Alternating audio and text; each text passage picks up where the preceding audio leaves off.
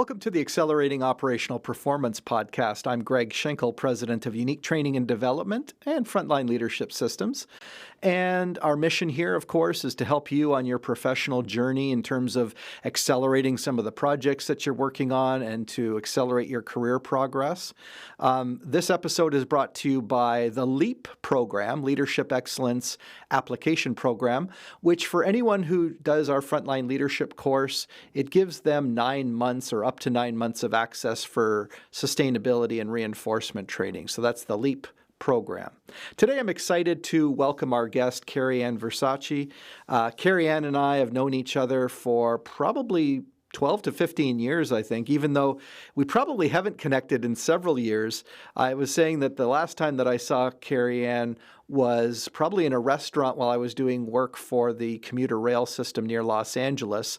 And we'd also done some work for the company that Kari works for, which is called Alstom. Now, Alstom bought Bombardier Transportation, and they run the biggest rail transit system in Toronto, and then some others, of course, throughout North America.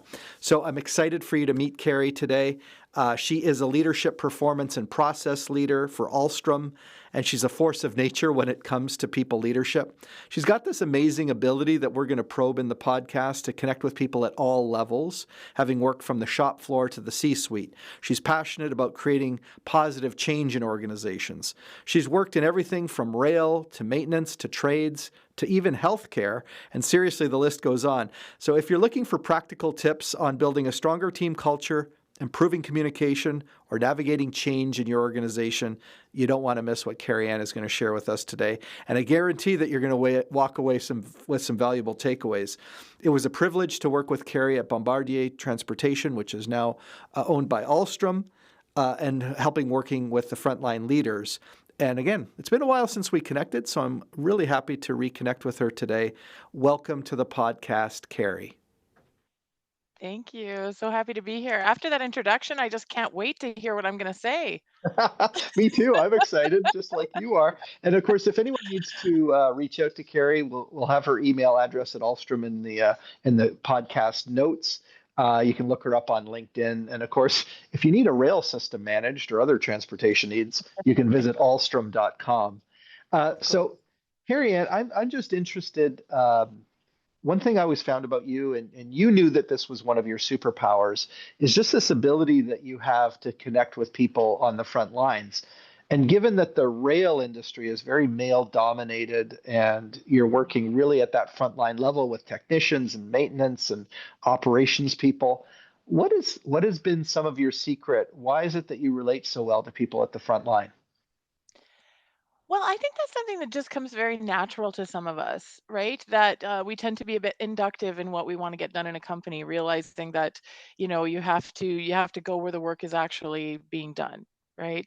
But it's an interesting thing when you think about a company. We talk about companies like they're a thing, like the company wants something, or the company's accomplishing something, or this team needs something. But really, companies are just a group of people.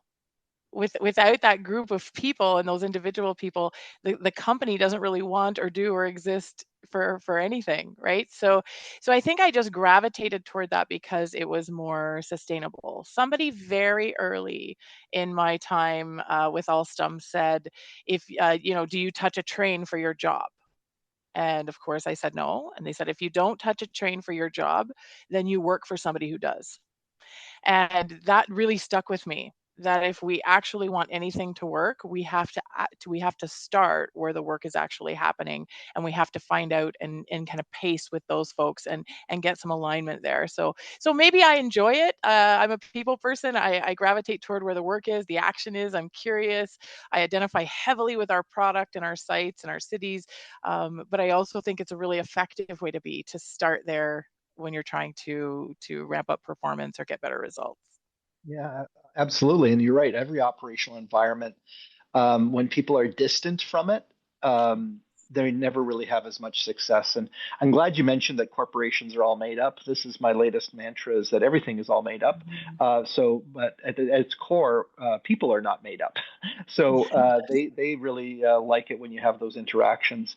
Now, when you go back over your career journey, Mhm. at least unless you're just overconfident from the beginning, but I always think that's just enthusiasm, is Yeah. when did you see the first glimmerings of success? Is there something that comes to mind that taught you that, yeah, maybe I'm onto something here? Yes. Well, I always say that every little bossy girl should be told instead of she's bossy that she's a good leader. But I knew that I liked to lead things, and she's tall, put her in charge of something, and I think I knew that very early. But what I didn't realize in the beginning is that if you are a leader and a very natural leader, and you go out and you have this enthusiasm and this motivation, and you have a very genuine, I have almost a cheerleader side to me. I can kind of get really excited about things, and that's where you start with people is, we can do this, you can do this, and we motivate and we work very hard and we channel all of that motivational leadership side, is that we can leave people behind, and we can make that success very dependent on us and our presence.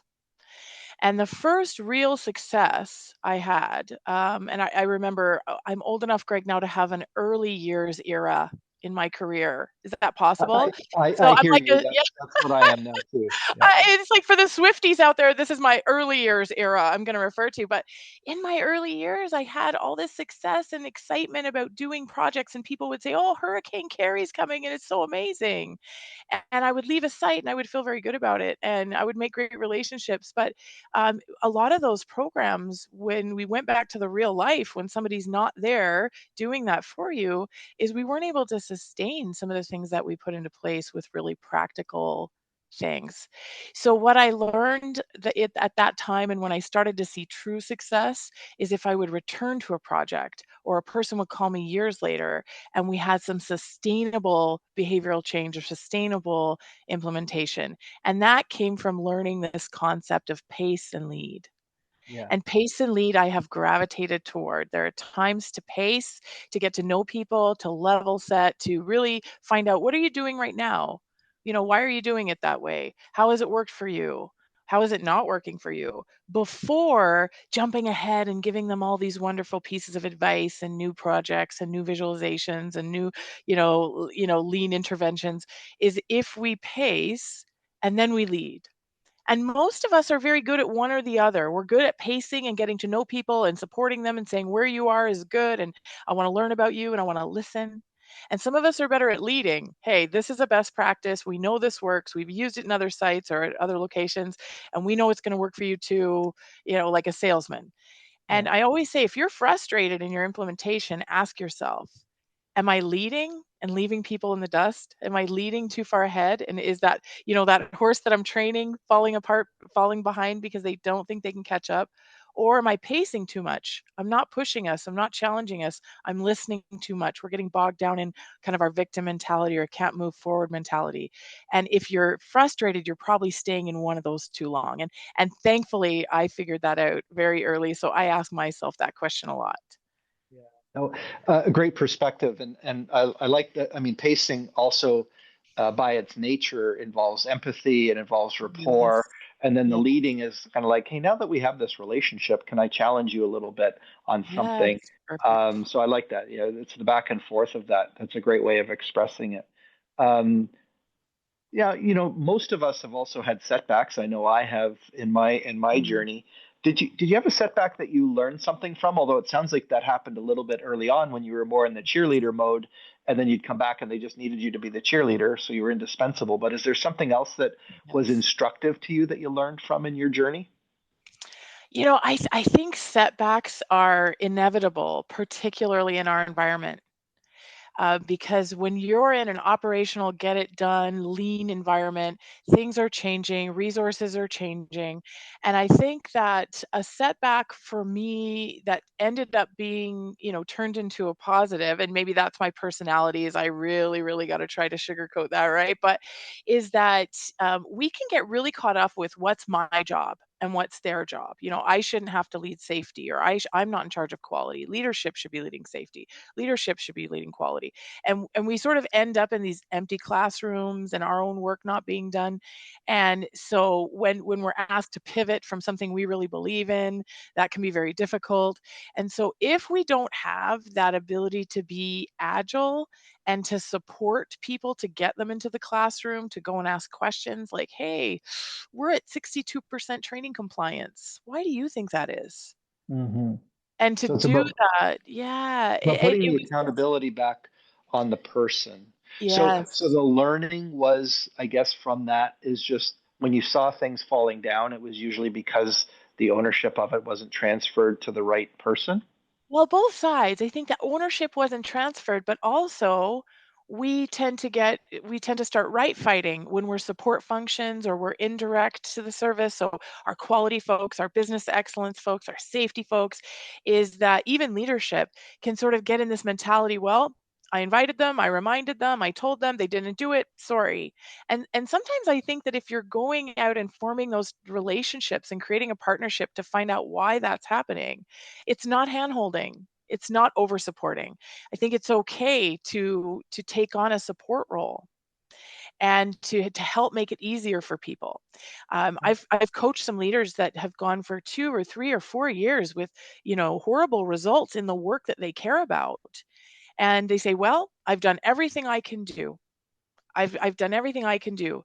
And it's their responsibility now to bring that, to make that happen. If they don't care about it, I can't care about it. And I just try to remind folks that if we see ourselves in service of the people that need to be in that classroom or that need to implement that process, if we see ourselves being able to balance giving them the ownership but also forming that relationship where we ask them how to help them, I think Mhm. that's a good mix, and definitely one that I learned through a lot of trial and error and early on with empty classrooms, wondering how much I should be doing for people, versus how many empty classrooms I wanted to have. Yeah.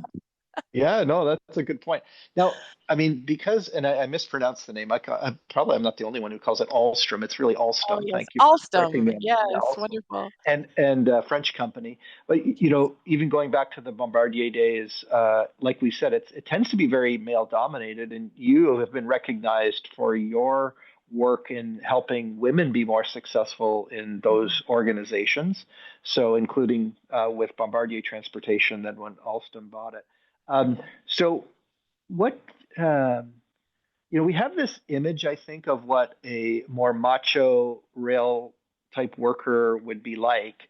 But you've been a coach and a confidant to them, and I'm not asking you to breach any of those things. I'm just wondering, what do people need to understand about these essentially very tough exterior folks that you got to see glimmers of behind the scenes as you built that nice coaching relationship?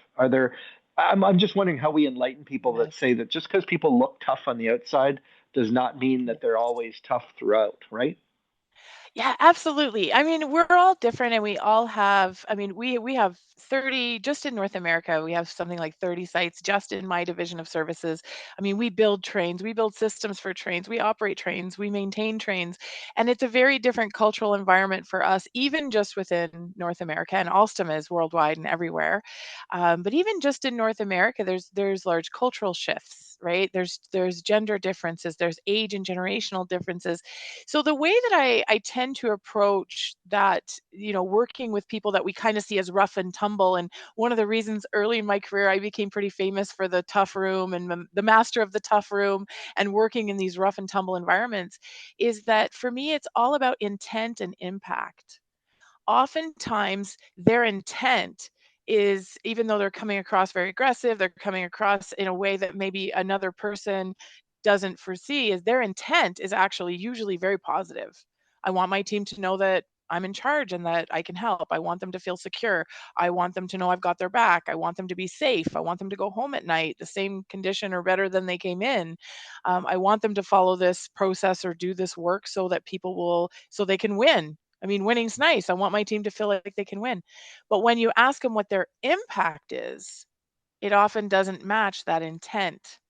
And that's where I start with people, no matter how rough the exterior or maybe even weak or non commanding somebody may seem, is what's your intent and what's your impact? And do you know what your impact is? And do they match?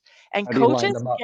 yes, coaches get to live in this precious space. You know this, Greg, you live in this space. We get the honor of living in this precious space between somebody's intent and what their actual impact is and trying to make those match. And I take that approach with everybody, regardless of their exterior. Yeah. No, I think first of all, one of the reasons I like doing the podcast, besides getting to talk to great people like you, is I learn something, and I love that idea of alignment between Yeah. intent and impact. It's a great way of crystallizing it. Um, when you've seen your share of operational efficiency processes, schemes, flavor of the month, Yes. um, and I'm wondering when you have seen the ones that have gotten good traction and ones that have kind of slipped by the wayside. What observations would you make about all those ways that we have to try to make operations more efficient and productive? Oh, you know what? We have as organizations so many examples of how to make something work better, be more efficient, be more safe. Our continuous improvement, our business excellence teams. We have all of these kind of templates and best practice and world class examples. And sometimes I think we want to take this shiny thing and we want to implement it and just share it. And we know that it works. We've seen it work somewhere. We've seen it work elsewhere, or we've seen it work. So we bring it in and we want to just put in this shiny thing. And when we do that, we're really skipping an entire phase of change management, right? So, what I always think is that don't build what you want to build when you're going in to implement something. Build what they need.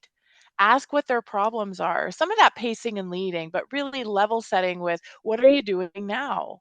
I mean, I've seen some really talented continuous improvement. I'm telling you, Alstom has some business excellence professionals that are top of their craft, right? And when they've done good work and when we've done good work, it's come from a few things. One is going in and respecting and honoring the history that's already there. Whether a site has been using a napkin to keep track of something, we find out, what are you doing now? Wow, look what you did in these, with the tools that you had. What problems are you having with it? What worked? And people aren't afraid of change, they're afraid of loss. So it's important to ask them, what is it we're afraid of losing by changing our visualization to do this, or changing our KPIs to do this, or changing our methodology, or even doing a study to see how this could be better. So just by coming in and doing that level set, I think that's the first thing that we need to do is solve their problems. Don't build a solution, but actually find out how you can match their problem. And so that would be one of them. The second thing is that we're getting very good in our business at bringing our teams in as multifunctional teams to implement a project. So we don't send Kari in to do leadership coaching, just leadership coaching with somebody on the floor, and send our business excellence team in to do maybe an implementation of a system or a process. Is we try to create teams that go in and approach those things from all levels. So we're out there with you in your day-to-day job, implementing maybe a new visualization board, and then Kari's talking to you about how you deliver that in your start of shift meeting. And our leaders are there. And we're all doing that in sort of this immersive way. And those have been the projects, I think, that sustain.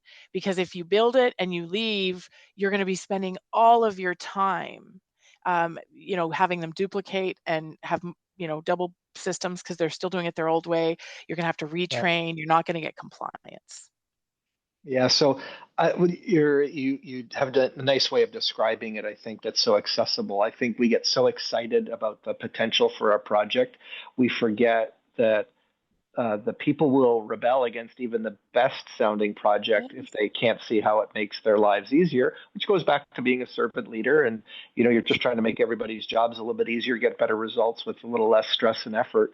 um, so that's really great. Now, by the way, we're talking with Carrie Ann Versace, who's, I call her the leadership whisperer in these areas, because I saw her work magic both up and down and sideways in the organization in a way that uh, she can confront people's reality, but in a supportive way.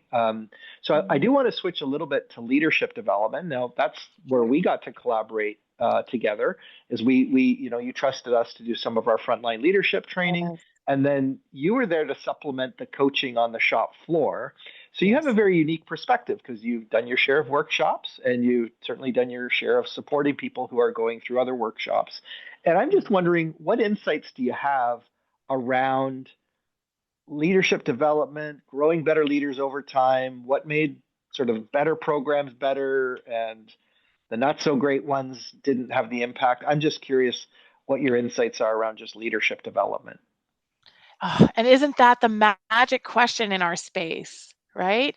Because it's not, I've seen a lot of great leadership videos and I've read a lot of great books, and I'm sure you have too. And they have these videos of people standing by a cubicle and they're giving feedback to each other. And the boss says, "Excuse me, Juan, could I see you in my office?" And they walk to an office, and that's not obviously the environment that we work in. So if we're showing them a leadership book or a leadership resource that's very general, and we don't actually understand, they automatically know you don't get what I'm working in. You don't know that I'm yelling over a locomotive, standing next to a consist of 12 cars giving feedback, or that I have to find a corner in some part, to talk to someone. So I think the reason we were attracted, and I specifically was attracted to your program, was that you do have resources and examples that come from manufacturing, production, what I like to call our rough and tumble, environments, is that they see their work. They see how they could do it in their work where they work. So that's one, is it just has to be It's really relevant. practical, It's really around relevant. relevancy in that Yes. case, right? Yes. So they don't discard it. One of the things we have in the training business is the so-called happy sheet, which is the course evaluation, which says, Mhm. how good was the course, how relevant was it, how knowledgeable was the instructor, um, and we almost belittle it because it's like, yeah, just because the happy sheet was good, it doesn't mean the course had any impact. But it is a hurdle to get over. So, you were instrumental in and I can remember the early days when you would get just a couple of people who were willing to dip their toes in it just from your enthusiasm, and then let them come back and tell the others, yeah, the course was pretty good. Yeah. It was relatable and relevant, and then you let the word of mouth sort of take it from there a bit. But when you, because you're still in the same sort of business, Yes. so uh, first hurdle, relevancy. I'm Mhm. just wondering the because a lot of our clients don't, I don't think, do as good a job on coaching. And we recently had a project in the steel industry where we added coaching time to the project, and it really generated a much bigger impact. But I'm just wondering, how do you see the coaching with the formal training creating this like chemistry for success? Yeah, it's so integral. And if you can have a coach, now maybe I'm biased, because Alston picked me up, Bombardier back in the day, and I'm an in-house coach, and I can be responsive to our current issues. I understand the situations they're in. We've gone through some major things in the past few years. Our company had a huge integration. We had the pandemic happened around that time. People are going through a lot of stuff. So if you have somebody that has relationships that's there, that's not just a consultant or coming in or visiting, and they really learn the language of the organization and the realities, like that's a really good connection piece. But that tacks on to relevance. If we think about the next piece I would add to relevance, is that it has to be actionable. You have to take whatever they're learning and create actions, follow up, practice that they can actually go out and do, that isn't going to feel artificial, something they can do in their organic environment. And that coaching piece for us, there's lots of different kinds of coaching. I do some virtual coaching in our organization, but there's nothing like having a coach that has literally had boots on, has walked the floor with you, that understands your work environment. So that piece is strong if you're able to have that. And if you're not, you hire somebody like you who comes in, who does a tour, who looks around. I mean, I've asked leadership folks, what their discovery process is, and they don't have one. You tell them what you want them to know. Whereas if you get somebody who really wants a long-term relationship with your business, they're going to come have a look see. They're going to ask you where you're located. They're going to find out what's the term you use for your start a shift meeting. Mm-hmm. Nothing will disconnect somebody who's a very practical frontline worker than if you use a term that they know. Oh, okay. She's, even in our business, we vary in what we say for start of shift or a Right. safety brief or a 5-minute meeting. So just learning that vernacular. So relevance, and also somebody who has that connection as a coach in your real environment. If you can create that, is incredible. Well, and I think the fact that, I mean, the realities today, especially when you're servicing as many sites as you're helping, Mhm. you will do the site visit. That builds the credibility. Then you can use the virtual to sort of take care of things efficiently. Yeah. Yes. Um, Now, one of the areas you've been uh, again, especially recognized in and probably very, it's a sense of pride, is this idea of diversity. Now, I know these days when we're recording this, DEI and things have become sort of I'm going to say negative, and a lot of companies are backtracking. So I'm not going to debate that. I'm just going to say that there were good reasons to help workforces become, uh, allow more voices to be heard and become more attractive to more people so that they wouldn't have a talent shortage and they'd get the benefit of the ideas. But I'm just wondering, what are you saying these days, knowing that you've been a champion in this area? Yeah. How do you kind of deal with this in a very practical way that doesn't Yes. sort of raise political red flags? No, it's you know what it is that when you think about the terminology and people grasping to grab onto terms, when you're hurting or you feel disadvantaged, you want to find a term, you want to find something that captures why maybe that's happening to you. And so, sadly, we've grabbed on to that diversity and equity and inclusion or DEI as a concept. And people tend to think about quotas and they tend to think about hiring quotas and hiring targets. But when I talk about inclusion, I'm literally talking about the diversity of ideas and approaches that are on a team and the Mhm. ability to include all the folks that you have there so that you're able to have this group that can think together and work together coming from all of their disparate places.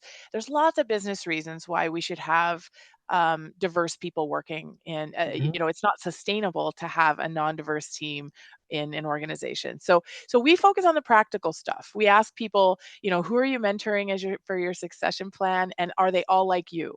Are they all in your age group? Are they all your same gender? Are they all your same ethnic background or your language? Do they all come from the same college or university or trade school or apprenticeship or company? And if you the first thing you can do is ask yourself, am I doing the same things with people who are not like me? And that has nothing to do with the political ramifications or quotas that we talk about. That has to do with you looking at how you're including and being equal with the people that you work with from any background, really. So we're still doing that work. Alstom is still very much a diversity organization and committed to our DEI, and we can be very proud of that. I think it's a good reason to work for Alstom is that they balance that well. But even when we're not using it in the political context, we're just focusing on how we treat each other.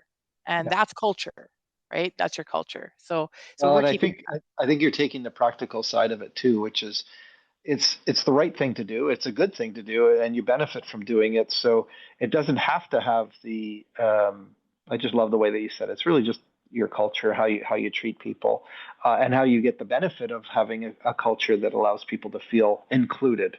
Um, Now, one of the things that is vexing a lot of folks, although I noticed that over time this becomes a little less of a hot button, multi-generational motivation, dealing with younger and older and more seasoned and newer folks. And the reason I think it's actually slightly waning is because there was a time when all the leadership jobs were all clogged up with people probably in their 50s and yes, 60s. And now finally, retirements and demographics. So there's a lot more younger folks. So I don't actually think it's going to be as big a deal as time goes by because it just becomes normal like any other change. But I'm wondering, what advice have you given to people who might be struggling with the work ethic of younger or newer employees versus yes, more seasoned? And you work in an industry that has, I don't know, hundreds of years of yeah, background, and I'm telling you, back in my day, blah blah blah. So yes. what advice do you give around multiple generations and Well, creating that environment? I think it's important for us from an academic sort of way to learn and know and take the time just to figure out that different generations take in information differently. They prefer to share information or communicate differently. And if we just know that, even if we don't agree or align with how they do it, if we can just understand why this guy is always calling me on the phone when he could text me, or why am I still studying from a textbook manual when I could be getting this on my phone in an app, if we just understand that part academically, then we've done some of the work. But I think from a way that we engage with each other, it's about understanding that if we don't have generational challenges, if we don't have friction between our generations, we're not working very hard. Mhm. because you do come from a generation. We all Yeah. come from different we all have stereotypes that are true about our generation, and they all have positives. So when we have safety critical environments, there is a great benefit to having that boss that says, you will do this, I will direct this, this will not be deviated from. I have earned my keep by keeping people safe in my crew for the last 40 years. There's a benefit to that rigidity in that environment. There's also a benefit to somebody saying, "Hey, I'm 20 something years old. This is my first job, but I have all these ideas that you haven't thought of yet." So there's a positive to some of those things that create friction. It's about healthy friction. And I describe healthy friction as friction moves us forward, right? Like I'm in the rail business. We don't move anywhere without friction. But if it's healthy, it means we're seeing and valuing and respecting that somebody comes from another place. It doesn't have to mean that that's your value. I may always value my work ethic that's a little different when it comes to compartmentalizing and work is work and home is home, but I can see the value in some of the newer generation feeling that they wanna be their whole self at work. They wanna be the same person. They want to make their work and their life balance better. So if you look for positive intent and you look for something that's good about that and you can align on that, then I think it helps that friction be more healthy. And there'll always be that friction. I, It's well, it's natural. I love, I mean, that ties into something that we teach in conflict. It's just conflict is not something to be avoided. And what I really didn't think of, which is great, is that the fact that there's a disagreement and that creates energy, that friction creates energy and some Ah, heat, it allows you to actually say maybe there is a slightly better way. Because if we all said, I'm telling you right now, the old way is the only way, you wouldn't have any innovation and growth and development. So you only have through the friction of old and new ideas any kind of progress. And that doesn't mean every new idea is great. Doesn't mean all the old ideas are great, but the friction no. between them allows you to figure out what's great and use that. Yes, and think about how what a superpower it is if you're a leader and you have 4 generations on your team and you pick up the very best from all of those generations and how they approach information or learning or how they share ideas and how they give feedback. If we went looking for what's right with people instead of looking for what's wrong with people, I think that would help us, to see. But we tend to be, again, we don't fear change, we fear loss. And if somebody from a new generation or a different generation does things a different way, I may fear that I don't have the same chances or opportunities, or I'm not going to be Well, because viewed I don't fairly. understand it, Yeah, right? I don't understand absolutely. it, and therefore I'm scared of it. So a lot of things, the boogie monster of the unknown really throws us all off, I think. So first of all, we're talking with Kari Versace, who is an internal leadership coach and advisor within Alstom, which is a very large French-owned transportation company, formerly Bombardier Transportation. So you probably don't even necessarily know the company, but you've probably been on one of its airport trains going from Yeah. a terminal to the parking lot, or riding a commuter rail system, which they manage as a third party. So, Carrie Ann, I just always like to give this last option. If there's something else that you wanted to share that I didn't ask you about, what other message would you love to deliver before we wrap up? Oh, gee, see, you never give Kari Versace this opportunity. I warned you about Hurricane Carrie, okay, but well, I think I spend a lot. I talked about intent versus impact, and that's one that I love. But it goes with a couple of other things that I talk about, and one is that I coach a lot with folks that are looking to move up in their career, and they use this term up. We tend to use this up because we want to advance. And what I say to people about advancement is that if we think about it, and I love me a good metaphor, Greg, Yeah. is if we think about it like a plant or a tree and it's growing up and we plant it and we want it to get vertical, we want it to grow. But if it grows too fast and it grows without the right kind of environment, we end up with gaps, it's leggy, we can see through it, it's not really solid. So I always tell people, yes, you can focus on growing up in your career, but don't forget about filling in and growing in your career. Get to know everybody that interfaces with your position. If you're a manager of production, go and meet your quality people. Find out exactly what they do. Ask what you do that makes their life miserable. Ask what your team does that makes their life great. Talk to your safety people. Talk to because one, you may find a different trajectory for your career, a different specialty. And even if not, your next level won't be judged by how good you are at your current job, how good you are at getting your team to do things. Your next level will most likely be judged at your impact on other people and how you work with your peers and the other functions. Do people want to work with you? Are you going to elevate others? We don't want to hire superstars so much as we get into leadership, because if you're a superstar, but your impact on others is negative and you're depleting them, then you're a net loss on that team. So we want people who are able to do that. So just think about in your career growing kind of out and filling in as much as you want to advance. And of course we know that's very natural. And the last thing that I spend a lot of my time talking about is that oftentimes we see kind of our type of training or people stuff as the fluffy stuff, right? Like that's the fluffy stuff, and Kari can come in and do her show, and that'll be great, and people will be happy for a moment, and then we leave. But what I really see it as is that the best organizations learn the balance between people and results. I think about it like driving a standard transmission, if anybody can still do that anymore. But, we have to put on the gas. You have to drive results, especially in our business. We don't have time to sit around and talk about problems all day. We've got to actually get something to happen. And there'll be times I just need to count on you to comply and do things. And we have to hammer those results. We have to put on that gas. But as you know, with driving that car, if you have that clutch pushed in and you're revving on that gas, you're going nowhere. The people side is where we focus on balancing meeting with the people where they are, talking with the people, using these skills to actually solve the problems for them in partnership with them.